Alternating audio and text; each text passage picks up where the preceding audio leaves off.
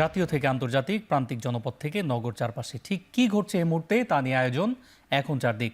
আপনাদের সঙ্গে আছি আমি অন্নয় কর্মকার।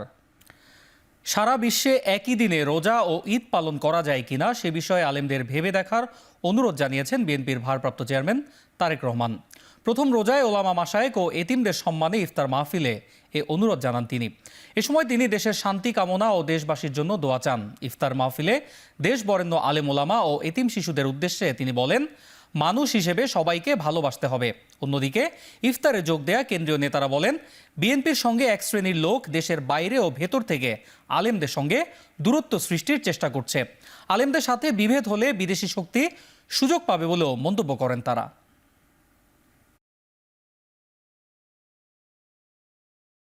এখানে উপস্থিত ওলেমা মাশায়েখগণকে অনুরোধ করব, শুধু আপনাদেরকে নয়, সারা দেশে আরো অনেক জ্ঞানী ওলেমা মাশায়েখগণ আছেন। আমরা চিন্তা করে দেখতে পারি কিনা, আমরা আলোচনা করে দেখতে পারি কিনা যে বাংলাদেশের মানুষ সারা বিশ্বের মানুষের সাথে একই দিনে আমরা একসাথে রোজা এবং ঈদ পালন করতে পারি কিনা, বিজ্ঞানের যুগে এটি করা সম্ভব কিনা, কোনো উপায় আছে কিনা, এই বিষয়টি আপনাদেরকে আমি চিন্তা করার জন্য অনুরোধ করব। ৫ আগস্ট ঘিরে হামলা ভাঙচুরের ৯৯%ই রাজনৈতিক, বাকি ১% ধর্মীয় কারণে সংঘটিত হয়েছে। তবে জামায়াত ইসলামী সেই ১% সমর্থন করে না বলে জানিয়েছেন সংগঠনটির আমির ডাক্তার শফিকুর রহমান।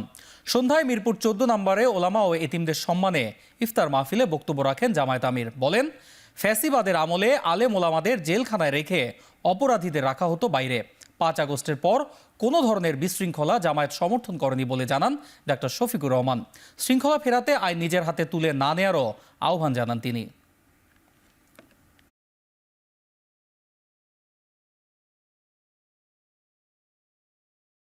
15.5 বছরের জ্বালাতন নির্যাতনের পরে এবার যে পরিবর্তন 5 আগস্ট হলো, আপনারা সাক্ষী। এই দেশের উলামায়ে কেরাম, মাদ্রাসার ছাত্র, বাংলাদেশ জামাত ইসলামী ছাত্র শিবির বিশেষভাবে সকল ধর্মের মানুষের নিরাপত্তার দায়িত্ব এই জমিনে পালন করেছে। আমরা চাইনি যে আমাদের দেশে কেউ বিপর্যয় সৃষ্টি করুক। যা হতে পারত, আল্লাহু আকবার, তার কিছুই হয়নি। তারপরেও চিটাপুটা যা হয়েছে তার ৯৯% কারণ হচ্ছে রাজনৈতিক। রোজার প্রথম দিনে গণ ইফতার কর্মসূচি পালন করেছে বাংলাদেশ গণতান্ত্রিক ছাত্র সংসদ। সন্ধ্যায় ঢাকা বিশ্ববিদ্যালয় টিএসসিতে গণ ইফতার কর্মসূচিতে অংশ নেয় প্রায় ২,০০০ শিক্ষার্থী। আয়োজকরা জানান, বিগত সরকারের পতনের পর স্বাধীন ইফতার পালনের অংশ হিসেবে এমন আয়োজন। প্রথম রোজায় গণ ইফতারের মধ্য দিয়ে সেই স্বাধীনতা প্রকাশ করেছে তারা। আর এমন আয়োজনে অংশ নিতে পেরে খুশি সাধারণ শিক্ষার্থীরা।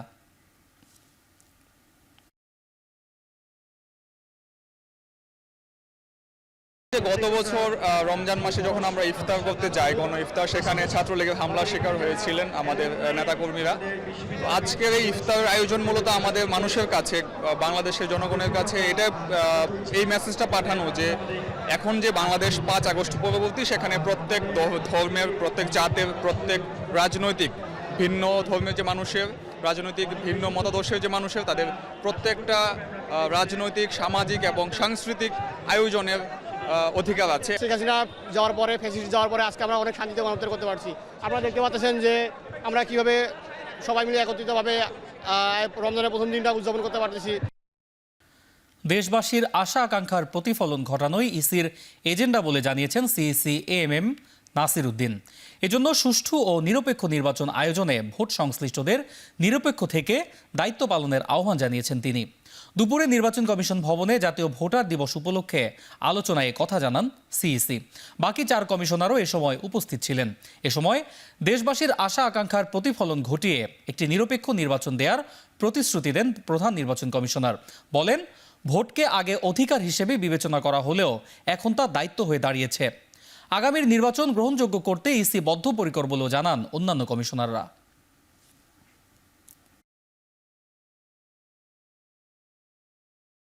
মানুষ এতদিন যে ভোটের অধিকার পায়নি, ভোট দিতে পারে নাই, আমি এখন বলছি যেটা আমার ফিলিং, যেটা এখন ভোটের অধিকার স্টাবলিশ করার সুযোগ এসে গেছে। যেদিন আমরা ভোটটা দিতে পারবো সেদিন প্রতিষ্ঠা হয়ে যাবে। মানুষের প্রত্যাশা অনেক বেড়ে গেছে। সুতরাং এই প্রত্যাশা ভার আমাদের ঘাড়ে, এইটা আমাকে রাত দিন শয়নে স্বপনে আমাকে ভাবায় কিভাবে এই প্রত্যাশা পূরণ করবো আমরা। শেখ হাসিনার শাসনামলে দেশের মানুষের বিরুদ্ধে সংঘটিত সব ধরনের নৃশংসতার দলিল যথাযথভাবে সংরক্ষণের নির্দেশ দিয়েছেন প্রধান উপদেষ্টা অধ্যাপক মোহাম্মদ ইউনূস।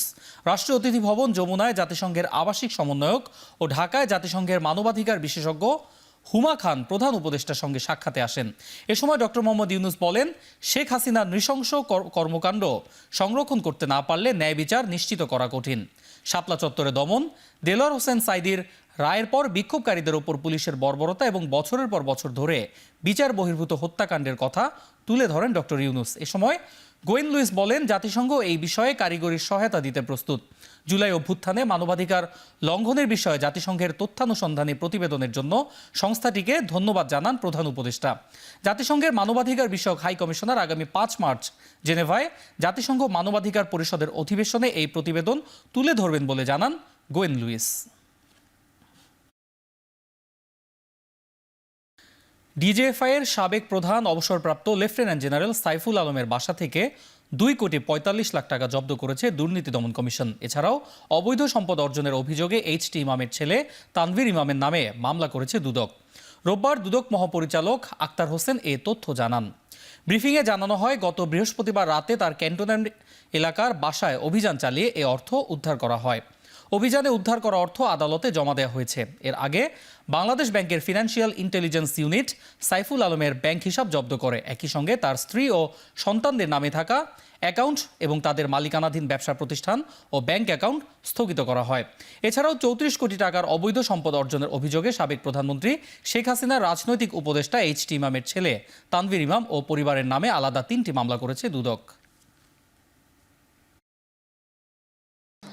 লেফটেন্যান্ট জেনারেল জনাব সাইফুল আলম বিরুদ্ধে একটি অভিযোগ অনুসন্ধানাধীন ছিল। সেই অভিযোগ অনুসন্ধানকালে তার ক্যান্টনমেন্টস্থ বাসায় অভিযানকালে গোপন সংবাদের ভিত্তিতে একটি অভিযান পরিচালনা করা হয়। সেই অভিযানে 2,45,00,000 টাকারও বেশি অর্থ পাওয়া যায় এবং সেই টাকায় এখানে জব্দ তালিকা মূলে এখানে গোয়েন্দা সংস্থার বিভিন্ন পর্যায়ে কর্মকর্তা, আমাদের অনুসন্ধান দল এবং যৌথ বাহিনীর সবাই উপস্থিতিতে জব্দ তালিকা মূলে সে ট্রাঙ্ক এবং ট্রাঙ্কের ভিতরে রক্ষিত টাকা উদ্ধার করা হয়েছে। 21 পদক যেমন আশানুরূপ হয়েছে, স্বাধীনতা পুরস্কারও জনপ্রত্যাশা পূরণ করবে বলে আশা জানিয়েছেন আইন উপদেষ্টা আসিফ নজরুল।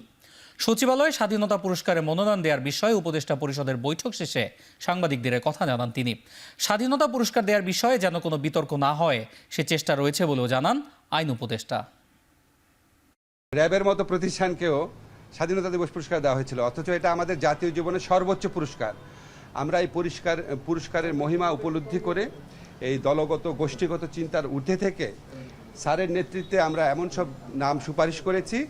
আপনারা 21 পুরস্কারে দেখে আপনারা খুশি হয়েছিলেন, এই পুরস্কার দেখেও আপনারা আরও খুশি হবেন এবং আপনারা মনে হবে যে পুরস্কার দিতে পেরে আমরা নিজেরা ধন্য হয়েছি।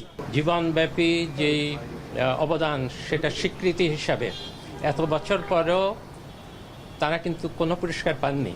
কাজেই আপনাদের অনুমান করে নিতে হবে যে কী ধরনের আমরা মনোনয়ন দিয়েছি। ভোট জালিয়াতির অভিযোগ এনে হাব নির্বাচন বাতিলের দাবি জানিয়েছে ঐক্য ফোরাম। সকালে জাতীয় প্রেস ক্লাবে এক সংবাদ সম্মেলনে এ দাবি জানানো হয়। গেল 22 ফেব্রুয়ারি অনুষ্ঠিত নির্বাচনটির বিরুদ্ধে ওএসডি করা যুগ্ম সচিবের অধীনে নির্বাচন, ইভিএমের মাধ্যমে ভোট গণনা, আপিলের নিষ্পত্তি না করেই কমিটিকে দায়িত্ব দেওয়া সহ বেশ কয়েকটি অভিযোগ এনেছে হাব ঐক্য ফোরাম। তাদের দাবি, দ্রুত এই নির্বাচন বাতিল করে ভোট পুনর্গণনা করা হোক।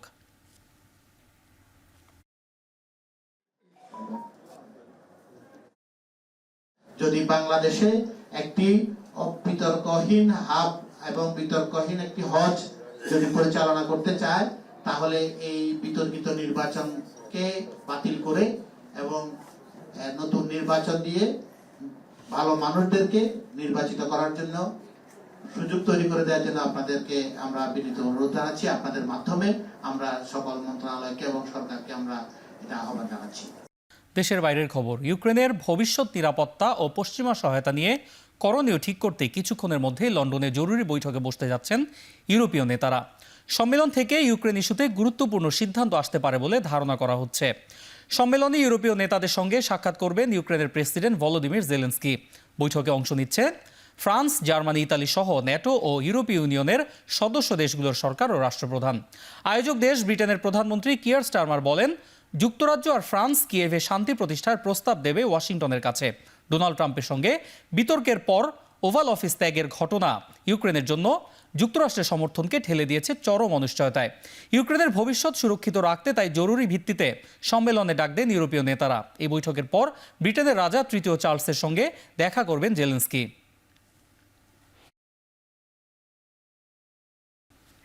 শেষ করছি এখন চারদিক। এখন টেলিভিশন ওয়েবসাইটে দেখতে ভিজিট করুন www.এখন.tv। ফেসবুকে দেখতে ভিজিট করুন facebook.com/tv.এখন। এছাড়াও ইউটিউবে দেখতে ভিজিট করুন youtube.com/c/এখন tv।